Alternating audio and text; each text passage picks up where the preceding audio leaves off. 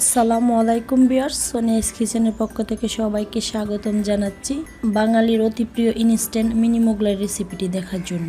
আমাদের পাড়া মহল্লার রেস্টুরেন্টগুলোতে যেরকম বড় বড় মোগলাই পরোটা তৈরি হয়ে থাকে, আর মিনি মোগলাইগুলো কিন্তু সম্পূর্ণ আলাদা আর খেতেও দারুণ। আর ঘরে থাকা অল্প উপকরণ দিয়ে ঝটপট তৈরি করে নেওয়া যায়। তাহলে দেরি না করে চলুন দেখে নেওয়া যাক মিনি মোগলাই রেসিপি তৈরি করতে আমাদের কি কি উপকরণ লাগছে। মিনি মোগলাই তৈরি করার জন্য এখানে একটি মিক্সিং বলে আমি 1.5 কাপ পরিমাণের ময়দা নিয়ে নিয়েছি। আপনারা চাইলে কিন্তু ময়দার পরিবর্তে আটা দিয়েও এই মোগলাইটা তৈরি করে নিতে পারেন। ময়দাটা নিয়ে নেওয়ার পর এবার এতে দিয়ে দিচ্ছি আমি স্বাদ মতো লবণ, আর এখানে চিনি দিয়ে দিচ্ছি আমি 1 চা চামচ। এতে করে কিন্তু আমাদের ডোটা অনেকটাই সুন্দর হবে আর খেতেও মোগলাইগুলো খুব ভালো লাগবে। চিনি আর লবণটা দিয়ে দেওয়ার পর ভালোভাবে একটি চামচের সাহায্যে আমি ময়দা আর চিনিগুলোকে একসাথে মিশিয়ে নেব। একসাথে মিশিয়ে নেওয়ার পর এবার এতে দিয়ে দিচ্ছি আমি 2 টেবিল চামচ পরিমাণ তেল। আর আমি এখানে সয়াবিন তেল দিয়ে দিয়েছি। আপনারা চাইলে সয়াবিন তেলের পরিবর্তে অলিভ অয়েল তেলটা ব্যবহার করতে পারেন। তেলটা দিয়ে দেওয়ার পর খুব ভালোভাবে মেখে নেওয়ার পর আমার মনে হচ্ছে আমাদের তেলের পরিমাণটা কম হয়েছিল, তাই আমি এখানে আরও 2 টেবিল চামচ পরিমাণ তেল অ্যাড করে নিয়েছি। তেলটা অ্যাড করে নেওয়ার পর আবারও খুব ভালোভাবে মেখে নিতে হবে। আর এই সম্পূর্ণ কাজটা কিন্তু করতে হবে হাতের সাহায্যে। বেশ কিছুক্ষণ মেখে নেওয়ার পর এরকমভাবে একটা জড়া বাঁধার পর যখন দেখবেন জড়াটা এরকম বেঁধে গিয়েছে, আর এরকমভাবে হাত দিয়ে চাপ দেওয়ার মাত্রই কিন্তু জড়াটা ভেঙে যাচ্ছে। এতে করে বুঝে নিতে হবে আমাদের ময়দাগুলো ভালোভাবে মাখা হয়ে গিয়েছে। এবার এই ময়দাতে আমি সামান্য কুসুম গরম পানি দিয়ে দিচ্ছি। আর এখানে কিন্তু পানিটা একসাথে দিতে যাবেন না, একসাথে দিতে গেলে কিন্তু মোগলাই ডোটা বেশি নরম হয়ে যাবে। তাই অল্প অল্প করে পানি দিয়ে অনেক সুন্দর একটা সফট ডো তৈরি করে নিতে হবে। বেশ কিছুক্ষণ মেখে নেওয়ার পর আমাদের খুব সুন্দর একটা ডো তৈরি হয়ে গিয়েছে। আর এখানে আমি 1.5 কাপ ময়দার জন্য প্রায় 1.25 কাপের মতো পানি নিয়েছিলাম। আর এই 1.25 কাপ পানি দিয়ে আমি সুন্দর একটা ডো তৈরি করে নিয়েছি। আমাদের ডোটা তৈরি হয়ে যাওয়ার পর এবার এতে আমি সামান্য একটু তেল উপর দিয়ে মেখে আমি এটাকে ঢাকনা দিয়ে রেখে দেব 15 থেকে 20 মিনিটের জন্য। ডোটাকে রেস্টে রেখে এই ফাঁকে আমি ময়দার ডোটাকে 15-20 মিনিটের জন্য রেস্টে রেখে এই ফাঁকে আমি মিনি মোগলাইয়ের জন্য পুরটা তৈরি করে নেব। আর পুরটা তৈরি করার জন্য এখানে একটি প্যান বসিয়ে প্যানে দিয়ে দিচ্ছি আমি সামান্য পরিমাণের তেল। এখানে প্রায় আমি 1 টেবিল চামচের মতো তেল দিয়ে দিয়েছি। এবার তেলটা সামান্য গরম হয়ে যাওয়ার পর এতে দিয়ে দিব আমি 1 কাপ পরিমাণ পেঁয়াজ কুচি। পেঁয়াজ কুচিটা দিয়ে দেওয়ার পর সামান্য একটু নাড়িয়ে চাড়িয়ে এর সাথে আমি দিয়ে দেব পরিমাণ মতো কাঁচামরিচ কুচি। কাঁচামরিচটা কিন্তু সম্পূর্ণ নির্ভর করছে আপনারা কীরকম ঝাল খেতে পছন্দ করেন তার উপরে। কাঁচামরিচগুলো দিয়ে দেওয়ার পর আবারও একটু ভালোভাবে নাড়িয়ে চাড়িয়ে এতে আমি সামান্য একটু লবণ অ্যাড করে নেব। এতে করে কিন্তু পেঁয়াজগুলো তাড়াতাড়ি সিদ্ধ হয়ে যাবে।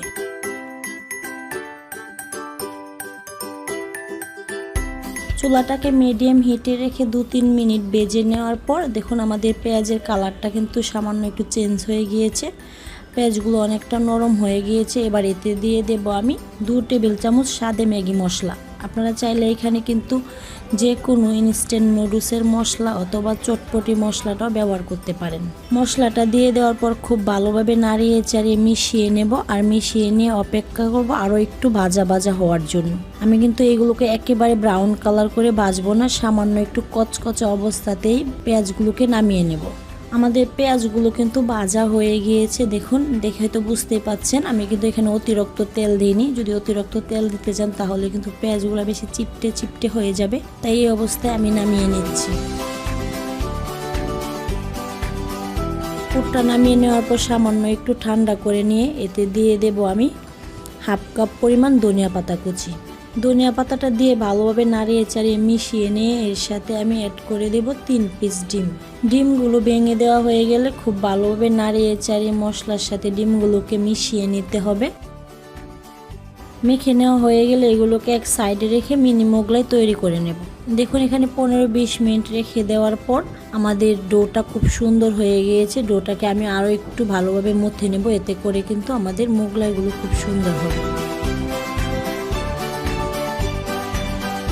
খুব ভালোভাবে মেখে নেওয়া হয়ে গেলে মিনি মোগলাইয়ের জন্য আমি ছোট ছোট আকারে লিচি কেটে নেব।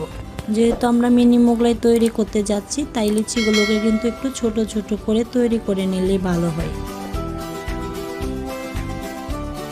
ছোট ছোট লিচি কেটে নেওয়া হয়ে গেলে এবার সবগুলোকে আমি ছোট ছোট বলের আকারে করে নেব। আর এই বলগুলো যাতে ড্রাই না হয়ে যায় তার জন্য আমি ঢাকনা দিয়ে একটা পাত্রে রেখে দেব, আর একটি একটি করে মোগলাই তৈরি করে নেব। আর আপনারা চাইলে কিন্তু সেমভাবে বড় মোগলাইগুলো তৈরি করে নিতে পারেন। আর এই ছোট ছোট বলগুলো যেন বেশি ড্রাই না হয়ে যায় তার জন্য উপর দিয়ে সামান্য একটু তেল হাত দিয়ে মেখে নিলাম। এবার বলটাকে সাইডে রেখে আমি এখান থেকে একটি ড্রো নিয়ে মোগলাই তৈরি করার জন্য চলে যাচ্ছি। এখানে একটা বল নিয়ে নিয়েছি ছোট, আর এই ছোট বলটাকে আমি আরও একটু ভালোভাবে মথে নেব। মথে নেওয়া হয়ে গেলে এরকমভাবে হাতের সাহায্যে একটু চাপ দিয়ে নিয়ে এখানে আমি সামান্য তেল মেখে নেব। আর তেল মেখে আমি একদম পাতলা করে রুটি তৈরি করে নেব। আর এই মোগলাই রুটিগুলো কীরকম পাতলা হবে সেটাও আমি আপনাদেরকে দেখিয়ে দিচ্ছি। মোগলাই রুটিগুলো কিন্তু অতিরিক্ত মোটা করা যাবে না, এতে করে মোগলার ভিতরে যে পুরটা দেওয়া হবে সেটা ভালোভাবে সিদ্ধ হবে না। তাই যতটা পাতলা করে নেওয়া যায় এটা কিন্তু আপনাদের দেখেই বুঝে নিতে হবে যে মোগলাই রুটিটা কীরকম হবে। আমি একেবারে পাতলা করে মোগলাই রুটিটা বেলে নিয়েছি। আর রুটিটা যে একেবারেই গোল হতে হবে সেটা কিন্তু না, যেহেতু আমরা এখানে মোগলাই তৈরি করব আর রুটিটা কিন্তু ভাঁজ হবে, সামান্য একটু তেরা বেঁকা থাকলে সমস্যা নেই। রুটিটা বেলা হয়ে গিয়েছে, এবার আমি এতে দিয়ে দেব আগে থেকে তৈরি করে রাখা মোগলাই পুরটা। আর পুরটা কিন্তু দিতে হবে একেবারে রুটির মাঝ বরাবর। যদি এক সাইডে করে দিতে যান তাহলে কিন্তু রুটি থেকে পুরটা বেরিয়ে আসবে। রুটির একটা পাশ এরকমভাবে বাস তুলে এরকমভাবে হাত দিয়ে চাপিয়ে নিতে হবে যাতে করে পুরগুলো বেরিয়ে না আসে।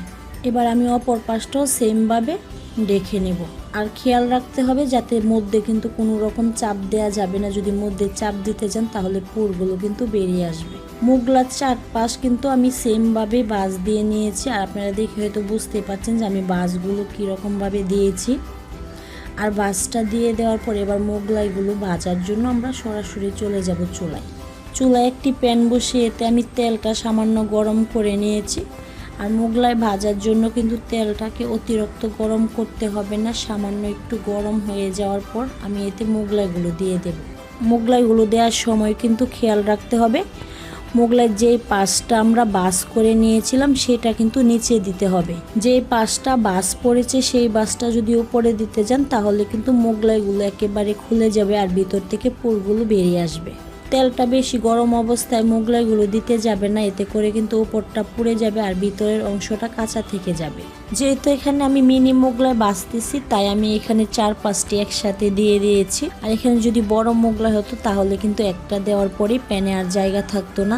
আমাদের মোগলাইগুলো কিন্তু ভাজা হয়ে গিয়েছে। আমি এই 3 পিস মোগলাই আগে দিয়ে দিয়েছিলাম, তাই এই 3 পিস ভেজে নেওয়া হয়ে গেলে এগুলোকে উঠিয়ে আমি বাকিগুলোকেও সেমভাবে ভেজে নেব। আমাদের মিনি মোগলাইগুলো ভাজা হয়ে গিয়েছে। দেখুন আমি সবগুলো মোগলাই কিন্তু একইভাবে ভেজে নিয়েছি। আশা করছি আমার আজকের এই মিনি মোগলাই রেসিপিটি আপনাদের খুবই ভালো লেগেছে। আর যদি ভালো লেগে থাকে তাহলে অবশ্যই একটি লাইক দিয়ে কমেন্টস করে ফ্রেন্ডস অ্যান্ড ফ্যামিলির সাথে শেয়ার করবেন। আর এরকমই নিত্য নতুন মজার মজার রেসিপি পেতে আমার চ্যানেলটি সাবস্ক্রাইব করে পাশে থাকা বেল বাটনটি প্রেস করে দিন। তো ভিউয়ার্স, আজকের মতো এই পর্যন্তই। দেখা হবে আবারও নতুন কোনো রেসিপিতে নতুন কোনো সময়। সে পর্যন্ত ভালো থাকবেন, সুস্থ থাকবেন আর আমার জন্য দোয়া করবেন। আল্লাহ হাফেজ।